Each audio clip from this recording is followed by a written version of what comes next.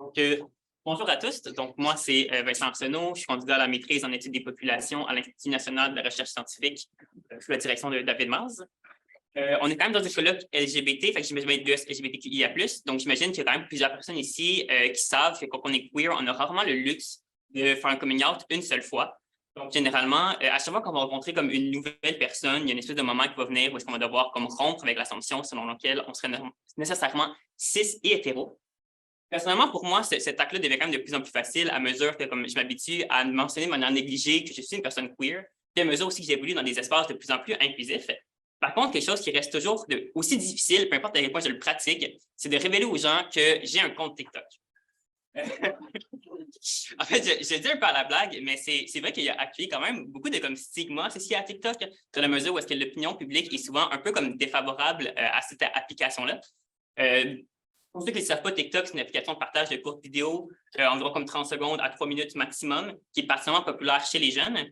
Puis justement, à moins que je parle à une personne qui est de la génération comme Z ou qui est plus jeune, souvent, quand je vais dire que j'utilise TikTok, la personne va me dire comme « Ah, ben, on dirait que moi, je ne comprends pas trop l'intérêt de cette application-là, je ne sais pas à quoi elle sert. On dirait que c'est utilisé par des personnes qui ont comme entre 13 ans et 3 mois, puis on dirait que c'est juste comme des danses, des lip-syncs et des pranks. » Donc, mon objectif aujourd'hui, ça va être de vous convaincre qu'en fait, que TikTok est un terrain d'étude qui est pertinent, notamment pour étudier les enjeux qui sont d'US LGBTQIA+. Donc, je vais commencer en parlant de pourquoi étudier Queer TikTok, parler un petit peu du contexte derrière ça, pourquoi c'est pertinent. Ensuite, à quoi ressemble Queer TikTok? Je vais vous présenter quelques facettes de Queer TikTok, donc des espèces de sous-communautés que j'ai identifiées. Et puis ensuite, comment utiliser Queer TikTok? Donc, je vais enfin pouvoir plugger mon projet de recherche et vous présenter un peu ma méthodologie, juste pour comme exemplifier une manière potentielle d'étudier ce terrain-là. Donc, d'abord, on sait que les jeunes de la génération Z sont vraiment comme la première génération à avoir grandi avec et sur Internet. La génération Z, ça inclut généralement les personnes qui sont nées en 1995 et 2010. Il y a des personnes qui vont dire que c'est plus entre 1997 et 2012, mais comme c'est pas super important pour aujourd'hui. Et je sais que moi-même, parce que moi aussi, je suis une personne de la génération Z, et les gens de mon entourage, on s'est vraiment toujours fait marteler à la tête avec l'idée qu'on est une génération unique de par le fait qu'on a grandi avec Internet. C'est quelque chose qui nous distinguerait de vraiment toutes les autres tranches d'âge. Évidemment, il y a de plus en plus d'études qui vont commencer à étudier le rôle que les médias sociaux et leurs algorithmes jouent dans la construction des identités des usagers, vraiment comme peu importe leur tranche d'âge, mais il faut quand même noter que puisque nous, on a comme grandi avec ça, ça veut dire que ça nous a influencé dedans une période particulièrement, une période qui est essentielle dans notre développement personnel. Et donc, nécessairement, le fait qu'on ait été exposé à ces réseaux sociaux-là à un jeune âge, ça va jouer un rôle important dans notre développement autant individuel que collectif en tant que génération. Et puisque les prochaines générations vont aussi grandir avec Internet, ça fait aussi que le fait qu'étudier le rôle que Internet joue dans la construction de la jeunesse de la génération Z, c'est une manière d'étudier et de comprendre la jeunesse d'aujourd'hui, mais aussi la jeunesse de demain. On sait aussi que les personnes queer utilisent Internet d'une manière comme différente, ont des usages qui sont particuliers. Donc, c'est quand même assez rare, en fait, que des personnes queer qui grandissent à l'intérieur de leur propre communauté. Souvent, leurs parents, leur famille vont être cis et hétéros. Et donc, Internet va offrir une manière de connecter avec sa communauté d'une manière qui est comme anonyme et avec comme une espèce de portée globale. Parce qu'évidemment, quand on commence à explorer son identité, c'est un peu comme difficile de s'afficher publiquement comme étant associé à la communauté, même si, même si on fait juste faire semblant qu'on est un allié ou quoi que ce soit du genre. Donc, Internet, ça devient une espèce de plateforme où est-ce que les gens vont pouvoir les connecter avec leur communauté, discuter de certains enjeux, explorer leur identité, apprendre c'est quoi le langage qui existe, c'est quoi les identités qui existent, puis comment est-ce que leur vécu peut faire écho à certaines identités existantes. Donc, c'est vraiment une plateforme, c'est vraiment quelque chose qui est important pour les personnes queer, puis c'est étudié depuis longtemps, les usages du numérique par les personnes du LGBTQIA+. C'est utilisé sur toutes les plateformes, c'est utilisé, on regarde comment est-ce que les jeunes personnes queer utilisent, toutes les personnes queer utilisent Facebook, YouTube, whatever, mais aussi particulièrement Tumblr, qui est une espèce d'application, un site de blogging qui a été étudié quand même vraiment beaucoup dans les dernières années, puisqu'il était particulièrement populaire chez les personnes du LGBTQIA+. En revanche, en 2018, il y a eu une politique qui est venue comme bannir le contenu 18 ans et plus sur Tumblr, et malheureusement, ça a affecté beaucoup de créateuristes du LGBTQIA+. Leur contenu se faisait comme étiqueté par erreur comme étant mature, et donc il y a plusieurs créateuristes et usagers-usagères qui ont migré vers d'autres applications, incluant TikTok. Au début de la pandémie, il y a quelque chose d'autre qui a comme consolidé cette espèce de comme mouvement migratoire-là, dans la mesure où est-ce qu'il y a vraiment juste TikTok qui a explosé en popularité. Donc, il y a des études, là, comme l'étude de Feldkamp, qui montrent que comme juste dans les premiers mois du confinement, il y a eu des millions et des millions d'usagers usagères qui sont arrivés sur TikTok. Puis ça, évidemment, ça inclut des personnes du LGBTQIA+, qui ont ensuite continué d'utiliser l'application pendant potentiellement le reste de la pandémie, ou du confinement du moins. C'est pour ça qu'on voit, par exemple, une tendance qui a eu lieu en automne 2021 sur TikTok, où est-ce qu'il y avait des personnes qui faisaient des vidéos disant It was supposed to be 2 weeks on Zoom, and now, 3 petits points. Puis ils riaient un peu comme une conséquence imprévue du confinement. Et qu'est-ce qu'on voyait sur Queer TikTok, c'était quand même quelque chose de très similaire. C'était des personnes qui faisaient des vidéos similaires, en fait, à celle-là, qui est comme assez brève.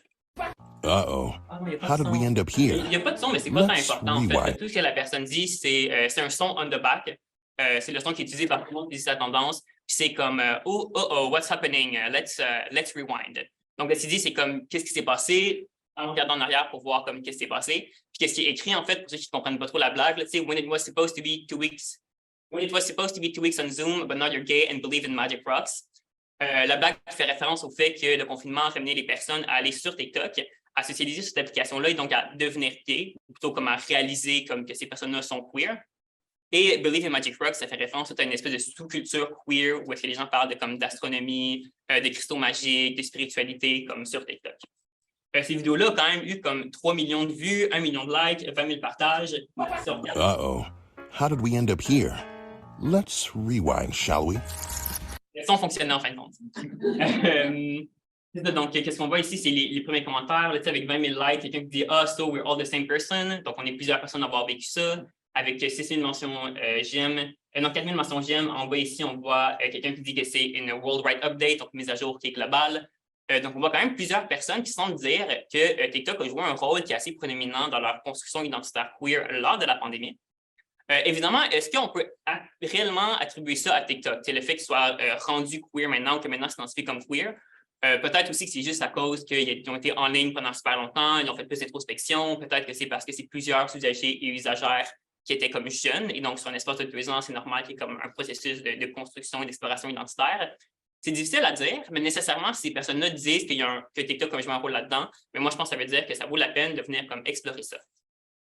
Par contre, ça ne serait pas hyper pertinent d'explorer Queer TikTok, parce que ce qu'on voyait, c'est un espèce de terrain comme super homogène et super...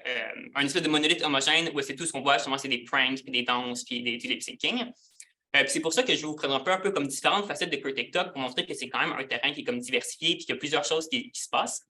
Je n'ai pas identifié ces sous-communautés-là avec une méthode particulièrement rigoureuse. Ça vient surtout de comme qu'est-ce que j'ai appris dans les 2 dernières années, les différentes communautés qui sont apparues. Je n'ai pas encore fait mon travail de terrain, là, je suis au tout début, donc c'est pour ça qu'il n'y a pas encore une certaine rigueur ou une certaine systématisme qui est arrivée.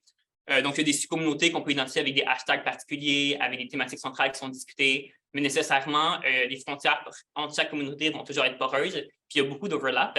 Alors, on ne va jamais pouvoir prendre une espèce de comme, catégorisation des communautés puis la poser de manière super stricte et rigide sur TikTok pour voir qu'est-ce qui se passe. La première communauté que j'ai identifiée, donc, c'est Mainstream Gay TikTok. J'aurais potentiellement juste pu l'appeler aussi comme Gay TikTok en opposition à comme Queer TikTok, par exemple. Puis, qu'est-ce qu'on va voir cette application-là? Donc, c'est surtout comme des hommes blancs, gays, cisgenres, stéréotypiquement beaux, qui vont faire des vidéos qui sont assez similaires à ce qu'on trouve sur Straight TikTok. Là. Donc, des danses, des pranks, comme ici, par exemple, quelqu'un qui essaie de faire fâcher son chum. Donc, c'est vraiment comme pas du contenu où est-ce qu'on discute à profusion des enjeux du LGBTQIA+. Je sais que c'est un peu décevant, je dis qu'il y a d'autres choses, c'est juste des danses sur TikTok, des pranks, puis la première chose que je montre, c'est la grosse communauté avec juste des danses et des pranks. Et malheureusement, c'est aussi, en fait, probablement le contenu le plus populaire sur Queer TikTok. Par contre, la raison pour laquelle c'est le plus populaire, c'est pas nécessairement parce que c'est la communauté où est-ce qu'il y a le plus de créatrices queer qui font ce contenu-là, mais c'est surtout parce que c'est le contenu qui est le plus consommé. Et s'il est consommé, c'est pas nécessairement juste par des personnes du LGBTQIA+, mais aussi par des personnes cis-hétéros. Et justement, ça nous permet donc ça de réfléchir un peu à la respectabilité queer. J'ai oublié de mentionner aussi que c'est ça, à chaque facette que je vais présenter un petit concept théorique juste pour montrer comment c'est comme chaque communauté puis nous aider à comme réfléchir sur certains enjeux. Donc, selon comme Yuvraj Joshi, dans son article sur le respectable queerness, il argumente qu'il y a comme 2 choses que les personnes queer doivent faire pour être considérées comme étant respectables. Donc, premièrement, c'est adopter des postures de respectabilité, performer une identité publique respectable, donc une identité qui est similaire à celle des personnes hétéros. Donc, par exemple, ici, en faisant du contenu comme les personnes hétéros, donc des danses, des pranks, puis comme rien qui est comme spécifiquement queer. Et la deuxième chose, c'est comme privatiser sa queerness ou sa queeritude. Donc ici, qu'est-ce qu'on peut voir, c'est que les personnes, par exemple, souvent, oui, vont se montrer comme publiquement comme un couple, mais ils ne vont pas nécessairement discuter des enjeux qui touchent leur communauté, ils ne vont pas nécessairement discuter de comme leur sexualité, puis tout ça. Donc, ça reste quelque chose qui est un peu comme superficiel, qui n'est pas comme approfondi selon une pensée critique. Et justement, puisque c'est du contenu qu'on peut peut-être considérer comme respectable, c'est quelque chose aussi qui peut être plus intéressant pour les publics cis-hétéros parce qu'on est capable d'accepter les personnes queer respectables puisqu'elles ne sont juste pas menaçantes. Elles ne donnent pas l'impression qu'on doit changer nos comportements, qu'on doit changer notre société. Et puis, c'est potentiellement pour ça, donc, que c'est une facette de Queer TikTok qui est particulièrement populaire, parce qu'on a des vidéos avec comme des dizaines de millions de vues, alors que comme sur la prochaine facette que je vais vous montrer, par exemple, il y a vraiment beaucoup moins de vues généralement puis d'engagement. Donc, justement, la prochaine facette, on voit comme complètement l'inverse, le queer discourse TikTok, que j'aurais peut-être aussi juste pu appeler comme queer TikTok, mais en tout cas. Puis dans le fond, là-dedans, cette communauté-là, TikTok va faire office d'une espèce d'espace public où est-ce qu'il va y avoir des enjeux sur les débats sur les enjeux du LGBTQIA+, sur la résistance à l'hétéronormativité, et puis tout ça. Le terme discourse ici, en fait, c'est souvent en ligne sur les critères progressifs. On va parler des débats comme étant du discourse. Puis ici, le terme queer va vraiment faire référence à une identité qui va contester l'hétéronormativité, une identité qui est comme politique puis qui est radicale, et non pas juste un terme parapluie pour les personnes LGBTQIA+. C'est ça ici qu'on voit, par exemple, avec une personne, je vais vous montrer la vidéo, juste le texte, parce que c'est ça qui est important, avec la personne qui dit donc queer, but not just in attraction to the same gender, queer as in deconstructing the gender binary, queer as in revolutionary thought, queer as in liberation, queer as in loving all my relationships and not centering my life around romance, queer as in freedom, queer as in screw institutions, queer as in none of us are free till Black and brown trans people are free, queer as in being in love and acting in love. Donc vraiment une identité comme queer qui est comme radicale et politique. Tout ce qui est dit ici sur le côté queer as in liberation, queer as in freedom, ça fait, queer as in liberation aussi est là en fait. Ça peut faire référence au mouvement de libération d'US LGBTQIA+. Donc, dedans son texte, Berman a écrit un livre sur The Gay Lesbian Movement, Liberation or Assimilation, où il fait une distinction entre deux types de mouvements d'US LGBTQIA+, des mouvements et des stratégies qui seraient plus libérationnistes, où est-ce que les personnes vont venir contester la société dominante hétéro-cis-normative et militer pour vraiment comme une restructuration du système, puis tout reconstruire, et des stratégies qui vont être plus assimilationnistes, où est-ce que les personnes vont militer pour être intégrées dans la communauté, dans la société dominante, sans nécessairement comme contester le statu quo, sans nécessairement demander vraiment des gros changements structurels. Alors, si mainstream de TikTok exemplifie une posture de comme respectabilité et donc un peu plus une stratégie d'assimilation, on peut voir que queer discourse TikTok va peut-être plus exemplifier une posture de libération queer, de contestation d'hétéronormativité. Malgré tout, Boomerman mentionne quand même que ces deux postures-là sont pertinentes pour faire avancer pour stimuler le changement social. Les deux doivent coexister. Alors même si c'est facile de comme les hiérarchiser et dire qu'une posture est meilleure que l'autre, ça reste qu'on peut noter que les deux sont importants. Ensuite, on va aller complètement ailleurs avec le queer vegan TikTok, où est-ce que vous devinez que c'est des personnes queer qui vont présenter des recettes véganes sur TikTok. Et généralement, toutes les vidéos vont commencer à peu près de la même manière. Welcome to my gay vegan kitchen. Welcome to my gay vegan kitchen. Donc, moi, c'est en tout cas, j'ai une playlist au complet de recettes véganes qui commence environ par ça. Puis, encore une fois, en fait, ce qu'on peut voir, c'est que c'est du contenu qui est potentiellement similaire à Straight TikTok. Donc, où est-ce qu'on fait juste présenter des recettes véganes. Et donc, on peut penser que c'est similaire à mainstream et TikTok, mais la grosse différence, c'est que ces personnes-là vont vraiment mettre de l'avant leur identité de LGBTQIA+. Ça aurait été facile de ne pas le mentionner, de juste être, mettons, un couple de personnes lesbiennes qui font de la nourriture ensemble, mais ils ont décidé que c'était quelque chose d'important de mentionner leur queeritude. Je vais essayer d'accélérer parce qu'on n'a pas beaucoup de temps. Puis, ça, en fait, ça permet de réfléchir à des nouvelles modalités de représentation du LGBTQIA+. On sait que le fait d'être sous-représenté dans les médias, c'est une manière aussi de comme, nous renier ou nous enlever notre pouvoir en tant que communauté, et que le fait de se représenter soi-même, c'est un peu une reprise de pouvoir sur nos narratifs. Si ces narratifs-là, par contre, ils concernent seulement comme nos relations romantiques, puis nos traumas et nos difficultés en tant que personnes LGBT, parfois, c'est un peu moins le fun. Puis ce contenu-là peut exemplifier la manière dont, en fait, on est queer dans toutes les facettes de notre vie. Et donc, même quand on parle juste de cuisine, on peut mettre de l'avant le fait qu'on est queer, on n'a pas besoin de le cacher. Alors, une représentation où est-ce qu'on ne parle pas nécessairement exclusivement d'enjeux LGBT, mais on met quand même nos réalités de l'avant au lieu de simplement les mettre en arrière-plan ou de les garder de manière purement comme superficielle. Ensuite, Queer Newer Divergent TikTok, je n'ai pas montré la vidéo parce que ça peut nous prendre du temps, mais en fait, c'est un lieu de discussion où est-ce que les personnes vont parler de l'intersection entre la neurodivergence et la queeritude. La vidéo, par exemple, parle justement du fait qu'il y a beaucoup de personnes queer neurodivergentes, beaucoup de personnes neurodivergentes qui sont queer. Alors, il y a beaucoup d'intersections entre ces deux communautés. Par contre, mon objectif, ce n'est pas nécessairement de parler de neurodivergence, mais surtout d'intersectionnalité. J'aurais pu mentionner Queer POC TikTok, donc surtout pour les personnes queer et racisées. J'aurais pu mentionner Queer Disability TikTok, où est-ce qu'il y a beaucoup de personnes qui font parler de leur réalité en tant que personnes en situation de handicap. Qu'est-ce qui est intéressant surtout, c'est que TikTok, c'est tellement une application qui est énorme qu'on va être capable de former comme des sous-communautés où les personnes vont être capables de discuter de leur réalité particulière, au lieu d'avoir, par exemple, une communauté qui serait tout petite et tout le monde est obligé de s'allier sous la bannière d'être LGBTQIA+, et donc d'invisibiliser leur individualité.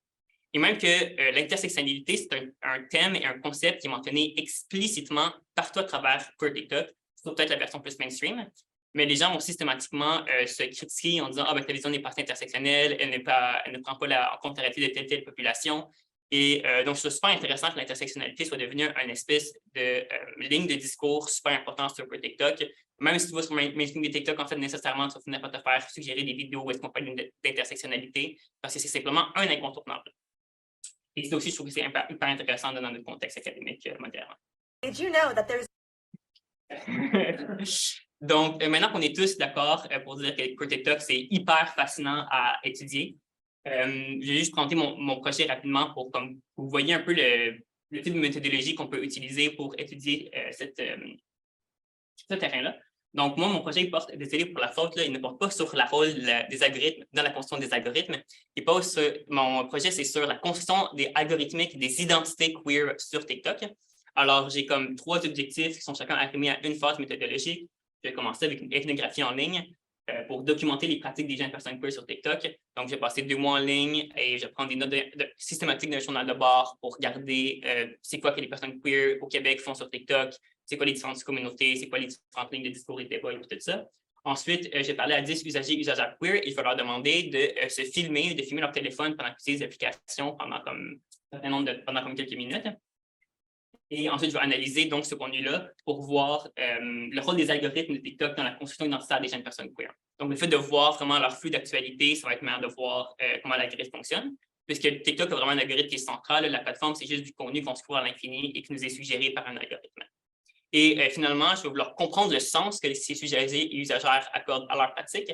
Donc, pour ça, on va faire des entretiens par confrontation. On va regarder ensemble les enregistrements de leur contenu et on va discuter, en fait, c'est ça, du sens qu'ils accordent à ça, pourquoi est-ce qu'ils pensent que c'est ce contenu-là qui leur est proposé, qu'est-ce que ça veut dire, comment est-ce que l'algorithme va venir les construire. Donc, c'est ça, c'est les 3 phases méthodologiques que j'ai, mais évidemment, il y a comme d'autres méthodologies qui peuvent être utilisées par n'importe qui veut le faire sur le domaine, peut étudier le domaine. Alors, pour conclure, donc Internet joue un rôle qui est de plus en plus important dans la construction identitaire des personnes queer, des jeunes et de tout le monde en général. De plus en plus, on voit des personnes du LGBTQIA+, qui vont se tourner vers TikTok pour former des communautés de pairs, ce qui donne quand même l'impression que c'est un terrain qui est intéressant à étudier. Et moi, je considère donc que TikTok est un terrain fertile pour étudier les mutations de nos communautés. Sur une note un peu plus personnelle, moi, chaque fois que je mentionne le fait que c'est ça mon étude à des personnes queer de mon âge, ils me disent à peu près toutes qu'ils considèrent que c'est un sujet qui est hyper pertinent. Ils n'ont un peu pas le choix parce que ce serait malaisant s'ils diseraient l'inverse. Mais je pense qu'il y a vraiment un truc qui est vrai là-dedans dans la mesure où je crois qu'il y a plusieurs personnes queer qui reconnaissent que TikTok joue un rôle central dans leur vie, que c'est un lieu qui est unique, que c'est un lieu qui est important. Et donc, je pense que si ces personnes-là considèrent que c'est important pour elles, nécessairement, ce serait cool que les académiques commencent à y porter attention aussi. Et finalement, je vous laisse avec quelques ressources. Merci.